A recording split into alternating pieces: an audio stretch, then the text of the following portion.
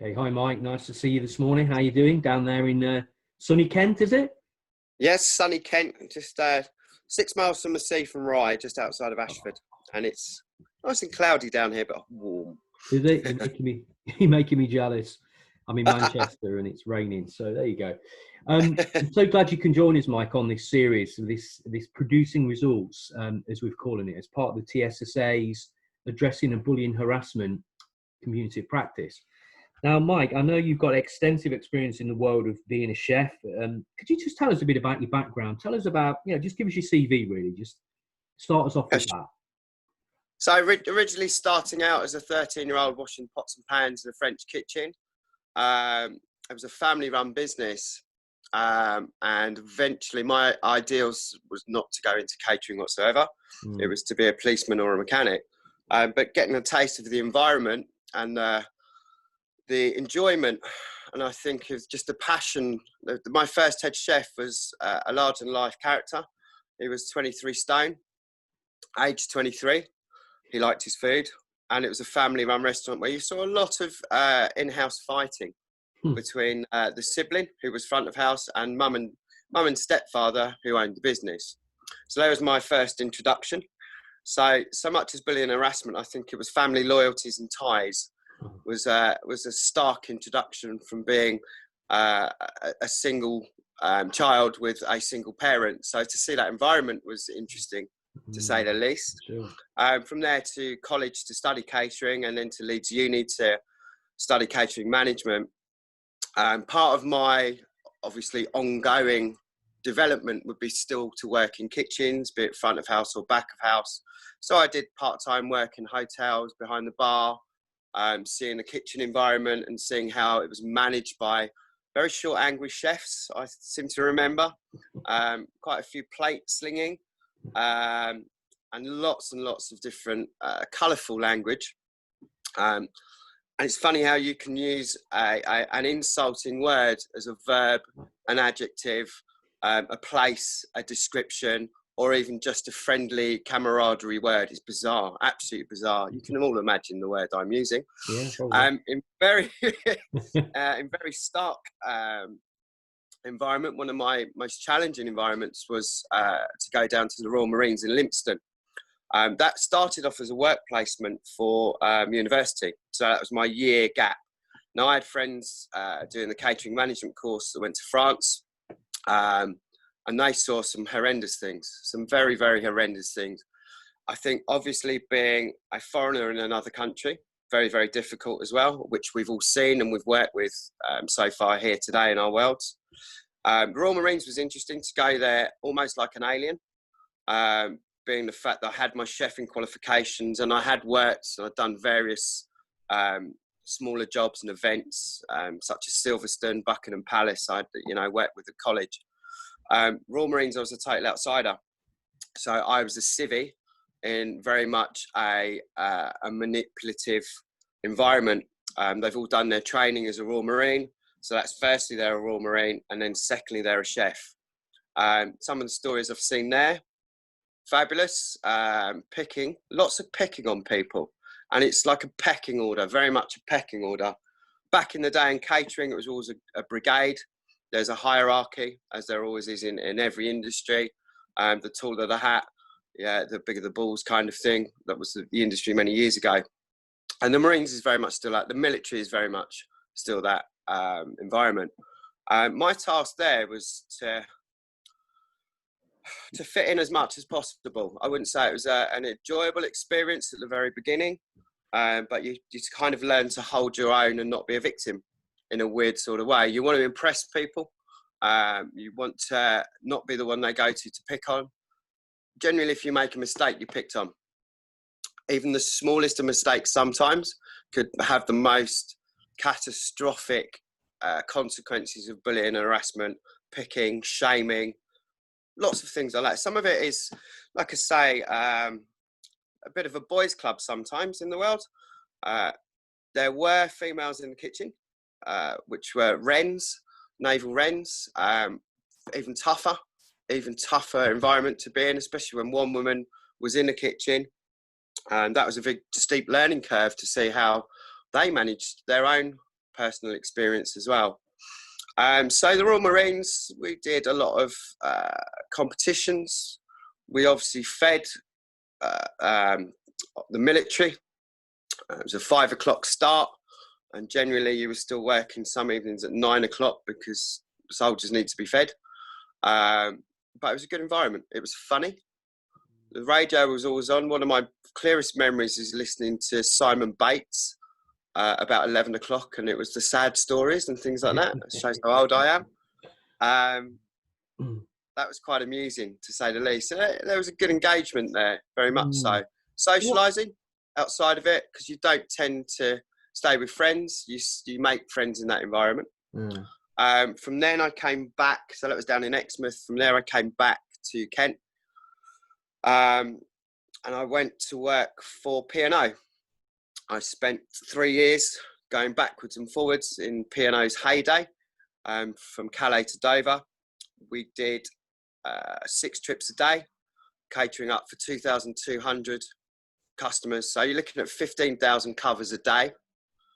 We did day on, day off. You started again. So it was an hour's drive. We used to car share. We would start depending on the watch you're on, because there were 3 different shifts, A, B and C watch.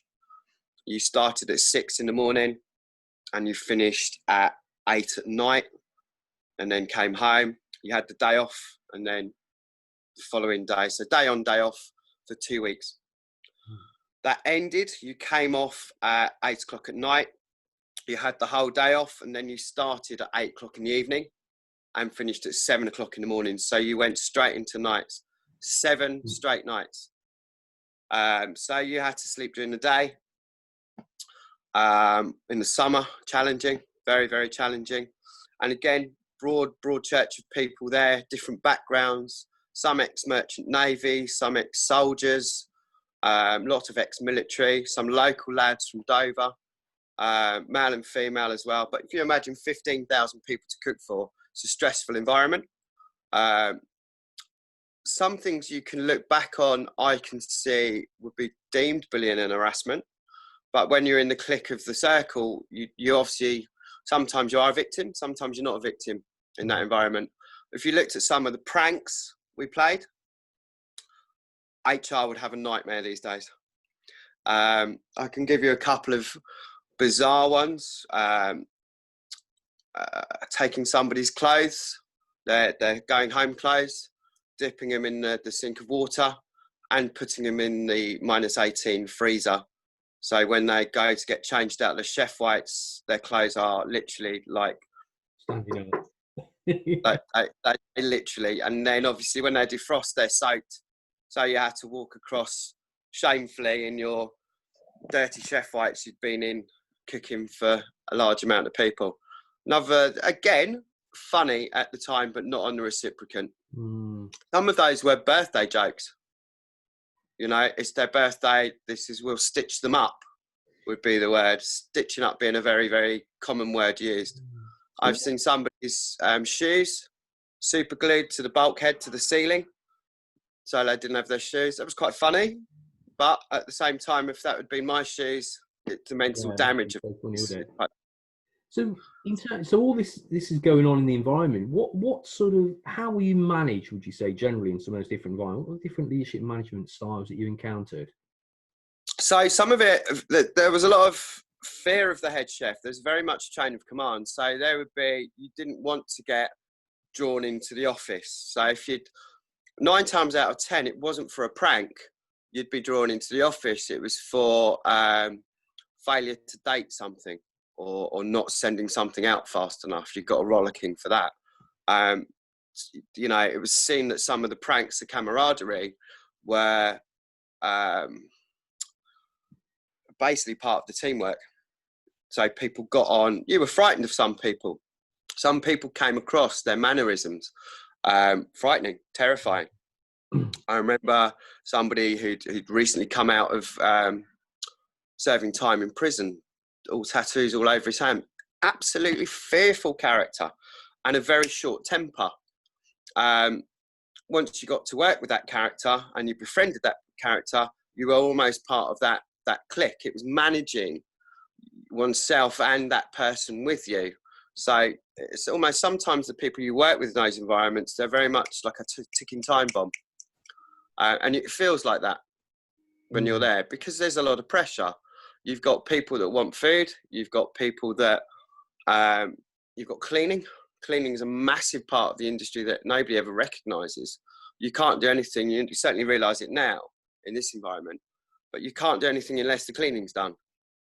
And the organisation of that can be quite testing, because you get people who are lazy, that don't want to be involved in that, and yet it's part of it. So again, your own headspace of managing it is, do I get annoyed with this challenge? Do I crack on with this challenge? Do I go and whinge about it?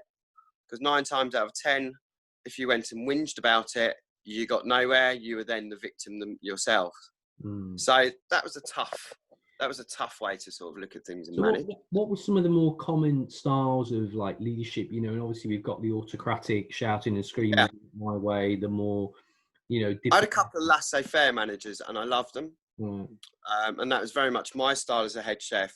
You know, come on, let's get it done. You obviously have your own moments when you've got personal issues. You can lose your temper, you can scream, shout, somebody's let you down. But it goes very, very quickly. Very, very quickly. There are certain managers I've worked for, chefs, front of house, rule with an iron fist, that they don't put up with any tardiness, any failure. I mean, also add to that, with a lot of these environments, you've got precision. So if the dish doesn't look the same, or the cleaning doesn't look the same, there is a reign of fear as well. I'll give an example going back to P&O. In the military, they have something called rounds, so cleaning rounds or captain's rounds on a ship. And they genuinely used to put a white glove on and go round the seals on the fridge, go around the top of the canopy. The canopy is generally going to have grease and dirt on it. Anything like that, the whole watch got dragged into the office, and it was recorded as an appendix. And if you had enough appendices, you would get sacked or fined wages back then. So if you were late 3 times on a ship, joining the ship by literally 5-10 minutes, the purser, again, that's another element, because you had different types of managers. You've got front of house and back of house management you have to work with, and they're different characters and different styles. So a lot of the time you would play between the 2 managers to ensure that you weren't the victim, or you befriended them a lot of times. It's different. It was ever changing. So I wouldn't say there was as much as there'd been a bit of desktop power. Definitely with some of the front of house side. Autocratic, definitely with chefs, because they've done the job. I think more so than a front of house management in certain environments. So there's a different style. Like I say, with the laissez-faire style of management, quite like that. It's like, we're going to get through this. Let's work together and do it. You know what you're doing. Let's work that way. That's been a great style I've seen and worked in certain occasions. So what results did those tough, the tough leader, what results did they get ultimately? The same as the laissez-faire in certain cases, which is really interesting when you analyse it. The end goal is, again, there is a financial aspect in it, but you don't see. But there's P&L accounts, there's profit and loss accounts, which, there's labour accounts. Back in that environment, it wasn't so much, because it was consistently busy. So the main management criteria was to complete the day with as minimum complaints as humanly possible. Changing from another aspect there, I did a lot of work with Compass, working for Twickenham, and doing a lot of the stager and events. So literally it's known as the circuit, where you meet a whole host of different people and you change daily. So you work with different managers on different days, sometimes on different hours, because it changes over, handovers as we called it. One of the best managers I saw was a front of house at Twickenham, who had a very, very charismatic personality, who has stuck something in my head. There's two managers actually that have stuck something in my head, both been F&B managers, food and beverage managers. Christmas time, working in a hotel, the kitchen, as we used to call it, was up the wall. Someone had been off sick, someone hadn't turned up, as in catering invariably tends to happen. And the suited, fiery, ginger-haired, bearded F&B manager whisked his jacket off, pulled his sleeves up, kept his waistcoat on, and was banging the vegetables through the steamer to make sure that a Christmas party for 150 people didn't know something was going wrong back of house. I'll never forget seeing that, and I thought that's the style I would like to be. Hands-on, know what to do, and get involved, not shy away from it. So that was a very inspirational leader to me. I didn't work under him. I was under another manager, but to see him able to do that, I didn't see any others that had that skill set. And I respected that, and I thought that's the type of manager I'd like to become. Yeah. I also saw that at Twickenham, where again, charismatic front of house manager stated, "A complaint is not a complaint if we can provide a solution." And I've never forgotten those words. We are here to work with a complaint. We learn from complaints. And if we can make that person feel better, it's not a complaint, it's a solution. If somebody leaves and then writes to us, that's a complaint. We've done something wrong. Again, I'll never forget those words. It was a very, very charismatic way of approaching a horrendous industry that changes on a heartbeat. Things could go wrong. I can give you another story I saw. I worked for Albert Roux. We were doing 1,000 covers out of a marquee in the middle of nowhere. We had a dessert dish, and there were lots of Italian chefs I worked for. He worked with many Italian chefs who, again, very, very short temperament. And I'll never forget doing that. So if you made one mistake, you were shamed, humiliated, and you felt very, very small with these bunch of guys that had been very close together for a long time. A lot of shouting, a lot of screaming, passionate, we call it, right?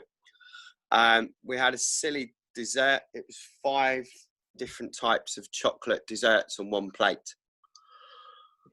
It was very cold in the tent, so to cut chocolate dessert in the cold weather is nigh impossible. So we had to heat up a knife with a blowtorch and cut this chocolate without it bleeding on the plate, is the term we used it.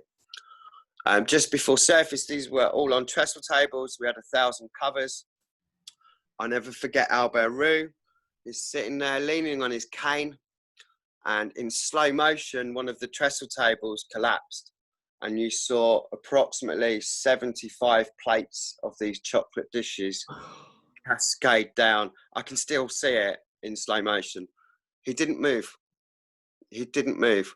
This is the man that's mentored Marco Pierre White, Gordon Ramsay, Burton Race, screamed at them, shouted at them, thrown things at them even. He didn't move a muscle. What he did watch was a hive of activity of all the chefs pulled together, and we all got those chocolate assiettes out within 5 minutes. There were 15, 20 chefs, like a swarm, and we plated the food out. So the customer never knew anything different. Again, another memory I will never forget as long as I live. Moving into the other world, I worked with another chef who was 24 stone, Fred, and he was a constant bully. He was constantly wanting to show his masculinity. He was a big lump, absolute big lump. And he'd pick on the kitchen porters, age 14, 15 at the time, generally playing peanuts. Now, the guy that had a hand twice the size of mine, so you put that into a 14-year-old's hand, he's going to break the fingers, and very nearly did on many cases. I saw him pick one of the lads up and put him in a chest freezer and then sit on it. He's not getting out of that. That was a harrowing moment. That young lad then became my second chef, my sous chef later on in life. And we look back at it now, albeit that's terrible. There's still an element of humour about it. And that was in Broadstairs. I watched him chase somebody with a pair of scissors and cut their ponytail off around the kitchen. They'd been growing their hair for a long, long time, this young lad, cut it off. Right. One of the Challenges as well was to upset waiting staff. In some occasions it was a challenge, you know, to make the plate too hot for them to carry, to shout at them, just to get that air of authority. And again, I've seen that in many, many cases. I think a lot of it was angst, boredom, rather than a management style. It was just to show a dominant force. I've seen it with women in kitchens as well, picking on newer staff. Again, great management style, really, really great management style. People skills, horrendous. Absolutely horrendous. So paperwork, getting the food out and working with each other, really, really tough. That was really, really tough. So again, from that sort of style of management, the job was done, but under what sacrifice was it to the rest of the team? This is where you'll find in the industry, people move very, very quickly. The old adage, you can't stand the heat, get out of the kitchen. It's not the heat, it's the heat of the temperament of the people you work with. In 9 out of 10 cases. Running my own kitchen as a manager, I definitely use different days and different mental strengths, I think, to manage my guys. We used to have a good laugh, which was the most important thing. I always found humour was a great way to relieve stress. I've been known to pick a pan and throw it across the room, just because I'd had maybe a problem at home and brought into work, which sometimes gets overlooked in a pressured environment. Nobody's got time to manage like a human resource management there. In that case, it's just get in, get on. We've got 500 people to cook for. So it's a pressured environment. So different styles of management are sometimes dependent on the season, very much dependent on him massively. So he was a manager that tried to manage my skills, but my heart wouldn't be necessarily set on the same goal as his. But we were friends enough to discuss it and still work to a great level. And that's one of the key issues in that industry. There's lots of different characters and temperaments to manage, where it's not enough. Excuse my cat joining the Zoom